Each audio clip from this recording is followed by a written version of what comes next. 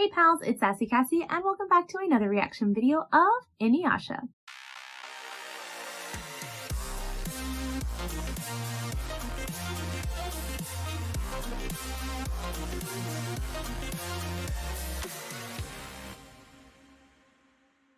Before we get started, I'd like to thank all of my subscribers and anyone watching this video. Thank you so much for watching and continuing to follow me on this journey. I would also like to give a very special thank you to my patrons.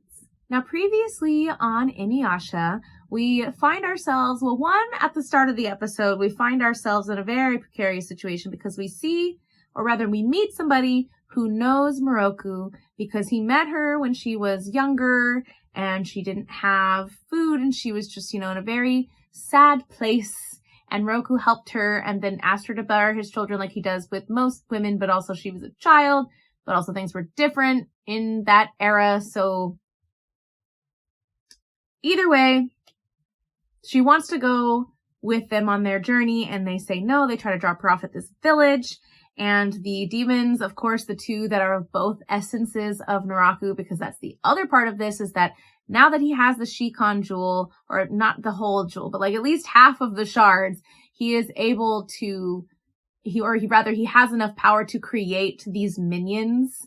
And also he feels the need to create these minions, at least in my opinion, because he has been thwarted multiple times by things he didn't expect to thwart him. So he's sending his minions to test and figure out how to defeat the wind scar and potentially the sacred arrow. I don't know if he's going to have much accomplishment with the sacred arrow, but definitely the wind scar, because he mentioned that specifically in the last episode. And so now we have these two demon sisters who are the essence of Naraku, creating some kind of plan to kind of get Kagome's soul, kill Naraku. They've kind of taken Sango out with her own weapon, and now they're battling the other two, Kagura and Inuyasha are battling to kind of face off between the two wind techniques, if you will. So it's very interesting. I'm curious where we're going to go moving forward in here. Because the other part of this is that, like, obviously Inuyasha is the main title character and Kagome is, like, also, she's not the title character, but she is partially the protagonist. So I don't think anything will happen to them two, but it also is like, how do they get out of this precarious situation? So very curious. So let's get into this episode and probably get our questions answered. Being strong in life, it's not easy. Overcoming uncertainties is difficult. See, and sometimes he just says the most profound things. Fine, whatever.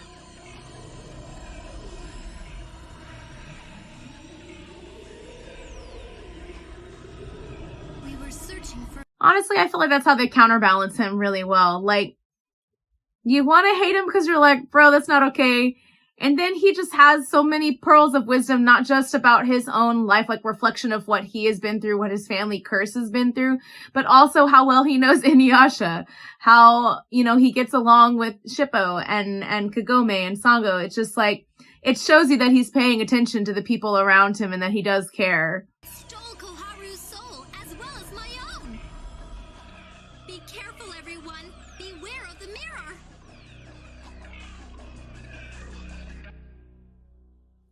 The wind scar fails.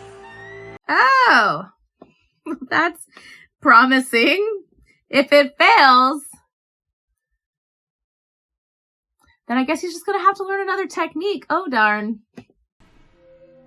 How strange. I cannot subdue her soul. Because her soul is different. You are unable to move, are you not? I desire the shard of the sacred jewel that you possess. Give it to me.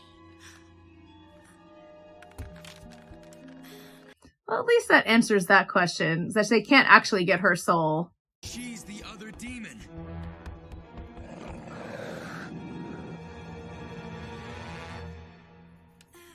Okay, sure, just run away into the shadows. Kagome, are you harmed? What I know it's because she's got, like, secret powers and stuff, but still. Yeah, it's you. Uh-oh.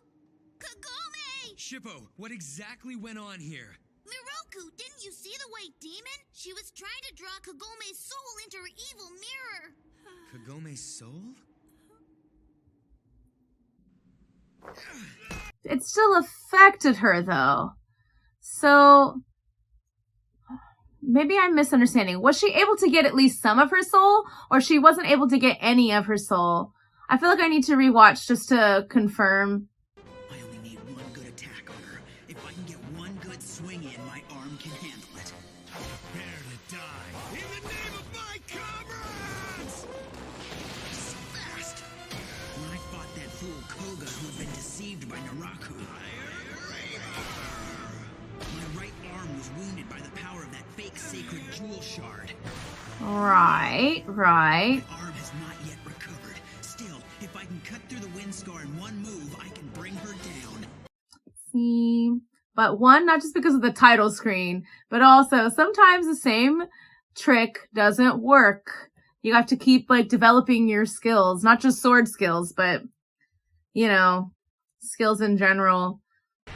I imagine to be a master of the sword. Start would try something elaborate such as a wind scar to battle me. So so the wind scar is not something When I first met in battle, the for... sacred arrow dispelled my wind assault and created a wind scar. Impossible! Kagome's sacred arrow is purifying my wind powers. Right. Anyway, the wind scar is not solely just like a facet of the Tetsaiga. This is something that anybody could do. If you've heard of it before, it makes me think that it's not exclusive to the Tetsaiga. If not for that arrow, a wind scar would never have formed. Right. Well, shouldn't you account for all possibilities? Isn't it possible for him to create a wind scar even without the arrow? A wind scar won't form within the wind she's created. Right. So is he going to develop another technique? Is it not that the wind scar fails because he doesn't, like he uses it and it has no effect, but he simply, it's failing. How can that be? What does it mean? Is her control over the wind weakening? No, she's creating it herself. I'm going to bet you right now. She's using it to lure him in. You are mine! Mm-hmm. Now, perish!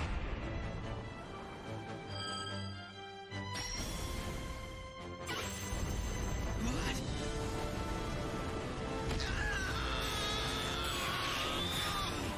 Yikes. But that makes sense, that the wind scar doesn't necessarily fail, it's just the application of it is being exploited.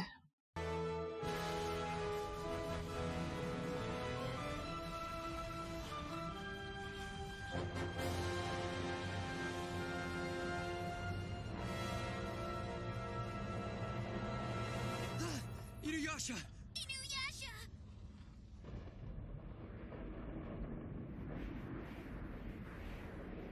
This is gonna be an enter Naraku moment because he thinks that Inuyasha is dead. I came so that I could ask you in person how it felt to have your own power turned against you, and very easily, I might add. Right. I am indeed honored for your presence, Naraku. I rather expected a demon puppet. You are a coward who never sullies his own hands, who knows only... Yeah, actually, how do we know he's even really there? How do we know this is not also just a doll? I created wind and void as incarnations of myself, and yet witnessed the damage I was able to inflict. Incarnations? So my suspicions were correct. Naraku's power has increased drastically if he is capable of this level of sorcery. We have fought Kagura, the wind sorceress, once before, and this other, she is void? That is why we could not sense its evil. It has no presence. That makes sense, actually. I was under the impression that this is what you desired. True enough. It was only through her cooperation that I was able to create you and Kanna. What emotions would rise on her face if I were to show her Inuyasha's head, I wonder? How can that... He has almost the entire thing. How does this last like another 100 episodes? And not even, it's like 200 some episodes. You don't mean... She is some piece of work, that Kikyo. Kikyo? Inuyasha, you're alive! Thank the heavens! You know... Kikyo personally handed this sacred jewel shard to me of her own free will. Yeah, only to take it back from you because she's so self-righteous. She wishes to gain. See, and he's gonna be like, why did she do that? And then Kagome is gonna be there, and be there in a way that I guess Kikyo is not. Her soul is spilling out of the mirror. Does this girl possess such an enormous soul? Ah, I see. Maybe her soul was too big to fit in the mirror. Okay. Also, there are, in fact, almost 200 episodes of Inuyasha, and this is only episode 42. So... alive, but he's so badly wounded that he's unable to move. Kagome. Not gonna lie, I thought he was gonna call her Kikyo for a second, and I was gonna be like, bro. But this is so dramatic, you How guys. did Naraku get a hold of the sacred jewel shard? Kikyo gave it to him because she's a fool. Take this. Don't do it, Kagome! It'll fire back at you exactly like the Tetsaiga did! Mm-hmm. I guarantee it won't. My arrow only strikes evil. Is it gonna break the mirror?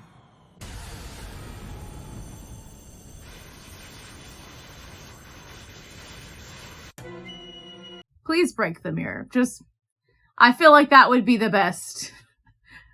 For the best for everybody. It didn't deflect. What's going on? Why did it not Purify strike from the back? inside out. The arrow is made up of souls. The mirror is entirely filled. Unless the souls are released, the mirror will burst. Hmm. So it is gonna break it from the inside out. Thank goodness. Bro, how many... Well, I guess she did take the souls of, like, all the villagers. Like, how many souls did she have in there? What happened? Oh, she's gonna see that it's true. Life itself is a frightening image for every human being. In my right hand is a hole, capable of drawing everything in its path into the void. In time, eventually I too will be drawn into the terrible nothingness of my own hand. Being strong in life, it's not easy. Overcoming. So maybe seeing this will help her. And also seeing what he faces and why they can't take her with them. Of course they're gonna leave.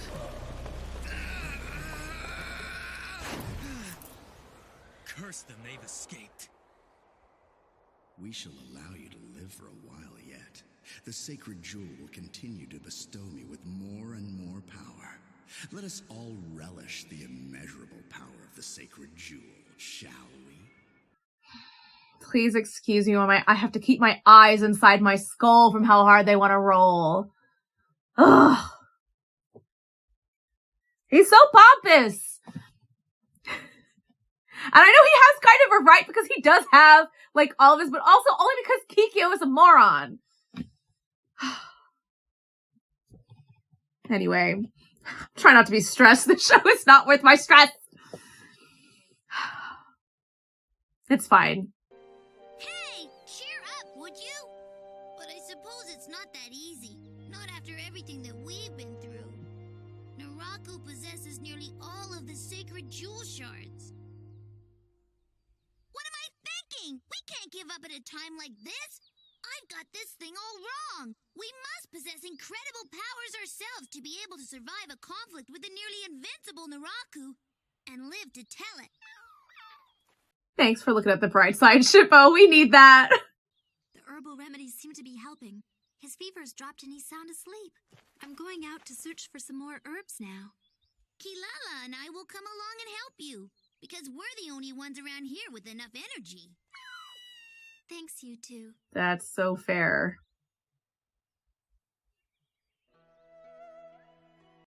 But now, is Inuyasha going to have some self-reflection, not only because his... The sacred jewel shard to Naraku. Kikyo, who had died once, then rose again with a body made of clay. Kikyo, who despises me, who tried to murder Kagome.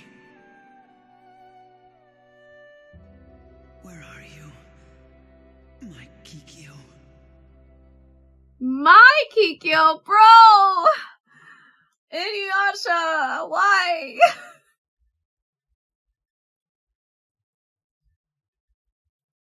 Okay. We're not going to think about the ending for a second. Let's just talk about the rest of the episode. We'll build up to it. So, or maybe I can't. Okay, so Inuyasha is having this self-reflection, again, not just because Kikyo, like knowing that Kikyo gave him the jewel shard, but also knowing that like his greatest weapon, one that he has been working for a while to perfect, and really only used it like 3-ish times against enemies, has already failed him, has already been turned against him. He knows that the weakness of it can be exploited. So I feel like this is a good opportunity for him to, at least on the swordsmanship side of things, to learn other skills, to perfect his